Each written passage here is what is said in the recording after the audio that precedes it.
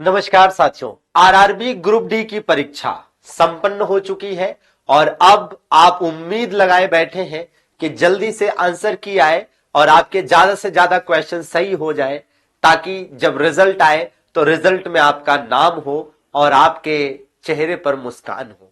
निश्चित रूप से साथियों, ग्रुप डी एक ऐसी वैकेंसी है जिसमें हर बच्चा सोचता है कि मैं एक बार इसमें सफलता ले लूं, एक बार इसमें ज्वाइनिंग ले लूं, फिर उसके बाद मैं जो डिपार्टमेंटल एग्जाम्स है उसको देकर या अदर समय निकालकर और अदर एग्जाम की तैयारी करूंगा और अपने फ्यूचर को, अपने करियर को बेहतर बनाऊंगा, अपने अपनों की उम्मीदों पर खरे उतरूंगा।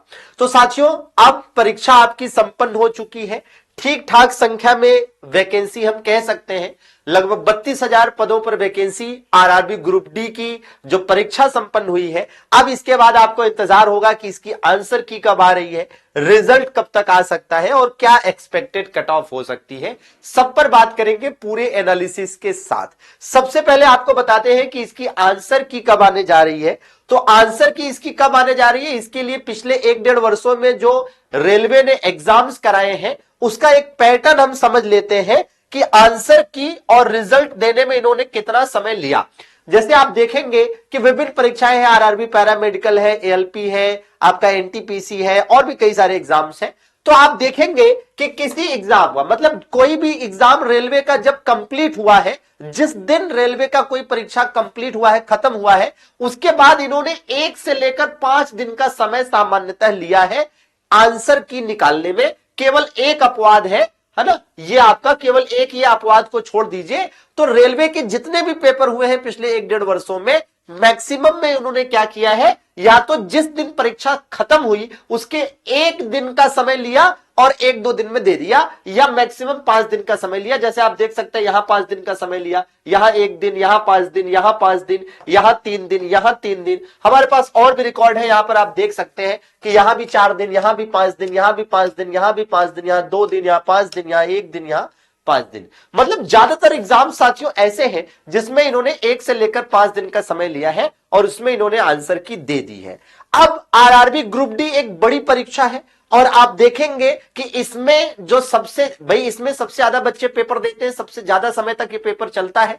ठीक है, तो ऐसे में अगर हम इसके एक्सपेक्टेड आंसर की बात करें कि कब तक, किस डेट तक आ सकती है, तो मैं आपको एकदम बिल्कुल सटीक आइडिया देता हूं कि इस महीने का 3rd वीक, ठीक है ना, फरवरी महीने का साथियों, फरवरी 3rd वीक में आपको इसका आंसर की देखने को मिलेगा। थोड़ा सा इसमें समय लग सकता है क्योंकि जाहिर सी बात है कि ज्यादा बच्चे पेपर देते हैं, ज्यादा समय तक पेपर चलता है, ज्यादा शिफ्ट में चलता है, तो वक्त तो लगता है आंसर की तैयार करके देने में। ठीक है भैया, तो फरवरी 3rd वीक में आपको इसका आंसर की देखने को मिल जाएगा। अब जो रिजल्ट का पैटर्न है रेलवे का वो अलग अलग है भाई, 2 से 2.5 महीने से लेकर 3 महीने तक का समय ज्यादातर रिजल्ट को देने में इन्होंने लिया है। तो ऐसे में आप ये मानकर चलिए कि आपका साथियों जो रिजल्ट है वो अप्रैल लास्ट मानिए, या अप्रैल लास्ट में नहीं आ पाया किसी कारणवश तो मई में आपका आएगा। लगभग 3 महीने का समय आपका रिजल्ट जारी करने में रेलवे लगाएगा। भाई फरवरी लगभग आधी जा चुकी है, तो मार्च, अप्रैल, मई, ठीक है ना। अप्रैल लास्ट की संभावना थोड़ी सी कम है, अप्रैल लास्ट की संभावना थोड़ी कम मानिए क्योंकि 3 महीने का वक्त आपका इसमें लगना है। ठीक है, 120 दिन के आसपास का है ना आरआरबी ग्रुप डी का आपका रिजल्ट आने में। अब हम बात करेंगे most important thing, expected cut off. देखिए एक्सपेक्टेड कट ऑफ के लिए अभी हम डाटा इकट्ठा कर रहे हैं कि ज्यादा से ज्यादा बच्चों का डेटा हमारे पास आ पाए कि हाँ भैया किसके कितने नंबर बन रहे हैं और कितने अटेम्प्ट किए थे, क्या कैसी चीजें हैं। इसलिए मैं आपको कहूंगा कि हम 2 तरीके से डेटा कलेक्ट करेंगे। एक तो वो जो आप इस वीडियो के कमेंट बॉक्स में बताएंगे, और दूसरा ये कि जो हम अपने टेलीग्राम चैनल पर है ना प्राप्त करेंगे डेटा। तो आप या तो हमारा टेलीग्राम चैनल ज्वाइन कर लीजिएगा, टेलीग्राम पर जाइएगा, सर्च करिएगा जीएस बाई वीके सर।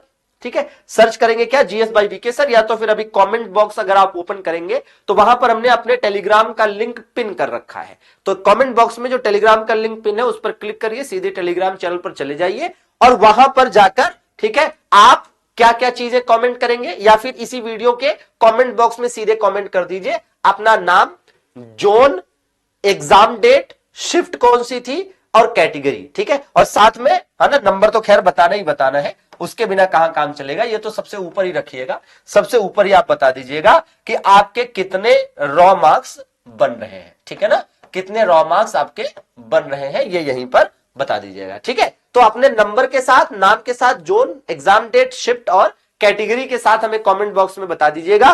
बाकी अगर आप चाहें तो टेलीग्राम पर भी बता सकते हैं। और इस प्रकार से जो हमारे पास डेटा का कलेक्शन आएगा उस पर हम पूरी एनालिसिस करने के बाद आपको फिर एक्सपेक्टेड जो कट ऑफ है वो बता पाएंगे और उसके हिसाब से आप अपनी प्लानिंग एंड ऑल कर पाएंगे। बाकी आप में से जिनका भी एग्जाम आगे एनटीपीसी का लगा है या फिर कोई और एग्जाम है, एनटीपीसी का भी हमने आपको बता दिया था कि भैया इसके लिए भी आप तैयार रहिए। पिछला वीडियो में एनटीपीसी के एग्जाम डेट को लेकर ही किया था, ठीक है। तो आप लगे रहिए, जो भी आपकी अदर एग्जाम की तैयारी है इसमें जो आपको कर्म करना था वो आपने कर दिया।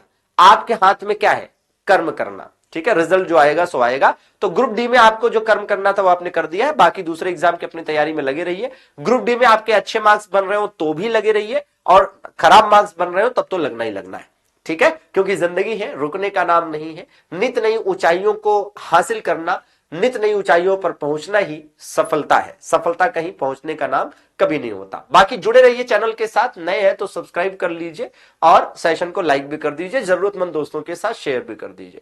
सभी का जुड़ने के लिए आभार, धन्यवाद।